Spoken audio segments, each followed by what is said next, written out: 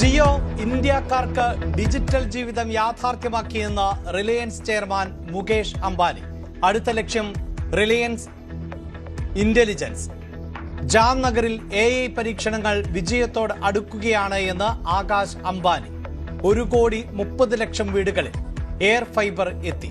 പ്രധാനമന്ത്രി നരേന്ദ്രമോദിയുടെ ഭരണം ഇന്ത്യക്ക് കുതിപ്പിന്റെ വഴി തെളിച്ചുവെന്നും മുകേഷ് അംബാനി. ജിയോ IPO യാഥാർത്ഥ്യമായി.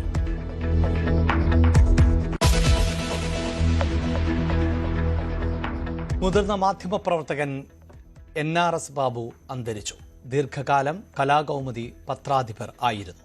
അന്ത്യം തിരുവനന്തപുരം പട്ടത്തെ വസതി. ചരിത്രമാകുന്നത് അന്വേഷണാത്മക റിപ്പോർട്ടിംഗിൽ വ്യക്തിമുദ്ര പതിപ്പിച്ച പത്രപ്രവർത്തകൻ.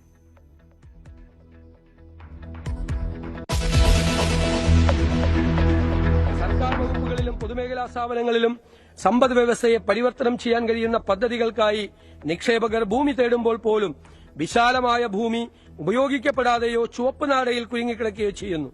ഈ ഘടനാപരമായ വെല്ലുവിളിയെ അഭിസംബോധന ചെയ്യുന്ന സമഗ്രമായൊരു ലാൻഡ് മാനേജ്മെന്റ് നയം സർക്കാർ രൂപീകരിക്കും.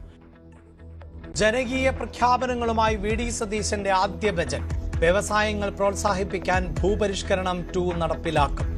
കടൽ തീര സാധ്യതകൾ പ്രയോജനപ്പെടുത്താൻ മിഷൻ സമുദ്ര പദ്ധതി. അന്തർദേശീയ മാരിടൈം മ്യൂസിയം പ്രഖ്യാപിക്കുമെന്നും ബജറ്റ്.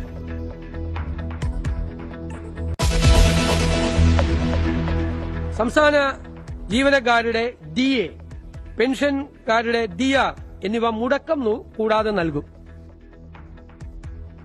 സർക്കാർ ജീവനക്കാരുടെ DA, DR മുടക്കം കൂടാതെ നൽകും. മെഡിസബ് പരിഷ്കരിക്കും. NBA സംവിധാനം പരിഷ്കരിക്കും. നോൺ ജേർണലിസ്റ്റ് പെൻഷൻ തുക വർദ്ധിപ്പിക്കും.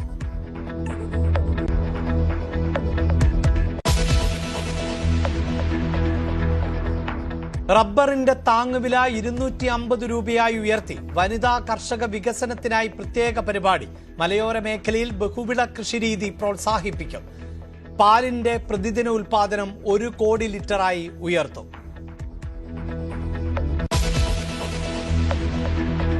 മലയാള സിനിമ മേഖലയെ വികസിപ്പിക്കാൻ സർക്കാർ സമഗ്ര പദ്ധതികൾ തയ്യാറാക്കും. ഇതിന്റെ ഭാഗമായി JC Daniel international film city ചിത്രനഗരം കൊച്ചിയിൽ സ്ഥാപിക്കും. Kochi JC Daniel international film city സ്ഥാപിക്കും. കോഴിക്കോട് MT വാസുദേവൻ നായരുടെ പേരിൽ കൾച്ചറൽ പാർക്ക്. തൃശൂരിൽ ജോൺസൺ മാസ്റ്ററുടെ പേരിൽ മ്യൂസിക് അക്കാദമി. എറണാകുളത്ത് നടൻ സലീം കുമാറിന് സ്മാരകം. അന്തരിച്ച പ്രശസ്ത നടൻ സലീം കുമാറിന് എറണാകുളം ജില്ലയിൽ നിർമ്മിക്കുന്നതിന് 1 കോടി രൂപ വകയിരുത്തുന്നു.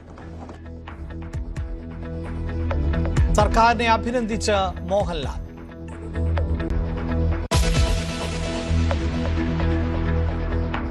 ബജറ്റിൽ ഉയർന്നു വന്നത് വൻകിട കോർപ്പറേറ്റ് താൽപര്യങ്ങളെന്ന പ്രതിപക്ഷ നേതാവ്. തീരമേഖല സ്വകാര്യ മേഖലയ്ക്ക് തീരെഴുതുകയാണോ എന്ന ആശങ്കയെന്നും പിണറായി വിജയൻ. വീര്യം കുറഞ്ഞ മദ്യം നിർമ്മിക്കാനുള്ള സൗകര്യം സർക്കാർ ഒരുക്കിക്കൊടുക്കുന്നുവെന്നും വിമർശനം. റബ്ബറിന്റെ താങ്ങുവില ഉയർത്തിയതിൽ സന്തോഷമെന്ന് ജോസ് കെ മാണി.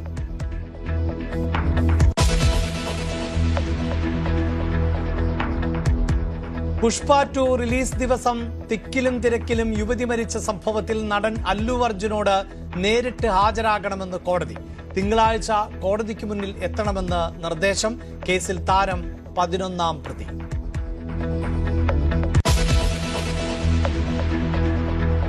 രാജ്യത്ത് ടെലഗ്രാം നിയന്ത്രണം തുടരും. നിയന്ത്രണം ഡൽഹി കോടതി ശരിവെച്ചു. താൽക്കാലിക വിലക്ക് തിങ്കളാഴ്ച വരെ. നടപടി നീറ്റ് പുനഃപരീക്ഷയുടെ പശ്ചാത്തലത്തിൽ.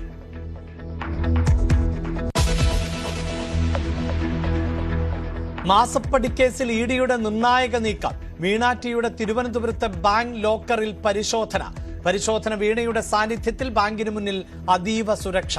പരിശോധന തുടരന്വേഷണത്തിന്റെ ഭാഗമായി.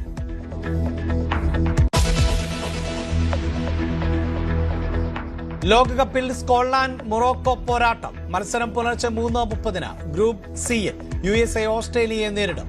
തുർക്കിക്ക് എതിരാളികൾ പരാഗ്വേ.